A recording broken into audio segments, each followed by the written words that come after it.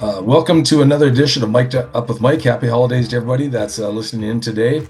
What we're going to cover today is some situations that happened over the last few weeks, and just going to step you through some of those situations with some videos. The first video I want to show is the slashing that took place a couple weeks ago that was not called. As you see, the Western Michigan player coming through this zone, he is slashed in the hand area by a Duluth player. Doesn't affect him carrying the puck into the zone. However, we want to make slashing calls to the hand area, and these should be penalized every time. This video clip is a legal play. The Denver player does go down in a slashing motion at the puck. However, the stick is hitting the puck or the ice simultaneously, and this is a legal play under our slashing rules. But here is a clip of a hooking that was called. When you first look at the hooking, it doesn't look like there was much on the play. But if you look at the Miami player's stick, it does get into the hand area of the Denver player, and is he able to play that position that he wanted to? And this is one of the points of emphasis that we wanted to make this year.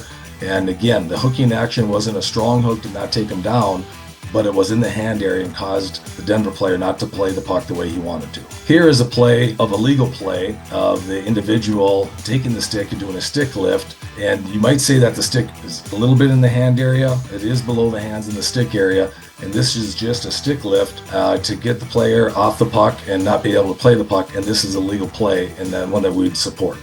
This is a situation that happened a couple weeks ago. And this is a butt ending that happened in the UND St. Cloud State Series. Butt endings are not called very often in our games, but it can be a very dangerous situation. And if you read the rule here, there's no minor penalty for a butt ending.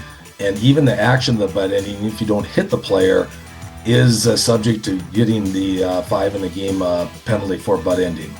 And as the clip shows here, in this game here, is that it is not that egregious of a butt end at all, but the North Dakota player does have a butt ending gesture, and at the end of the video here you can see that the butt end of the stick does come through the North Dakota's players. It goes into the St. Cloud player's midsection in the butt ending action. Again, not that egregious, but under the rules the referees have no wiggle room here. They had to call the butt ending. And as I said, that the butt ending wasn't that egregious.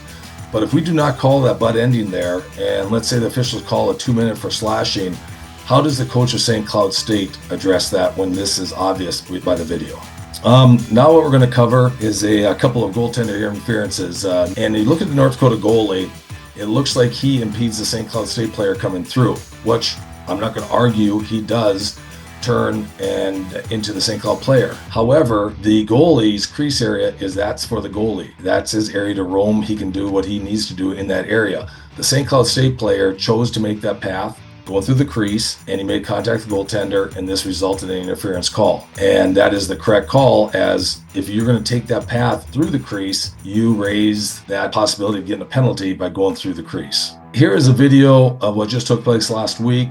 This was an overtime goal that was disallowed to goaltender interference. Again, you look at the Miami player, he goes in on his own. He's not pushed into the CC goaltender. And at the point he goes into the crease, he's making physical contact with the goaltender, and he's also visually impeding the goaltender. And then the Miami player starts exiting the crease. The question is, does the CC goaltender have time to reset? That is a judgment question in there. However, this whole process was started when the Miami player decided to go in the crease, and once he went in the crease, that sends the bells and whistles going off on a possible goaltender interference. Thanks everybody for tuning in. Happy holidays. We will see you in 2026.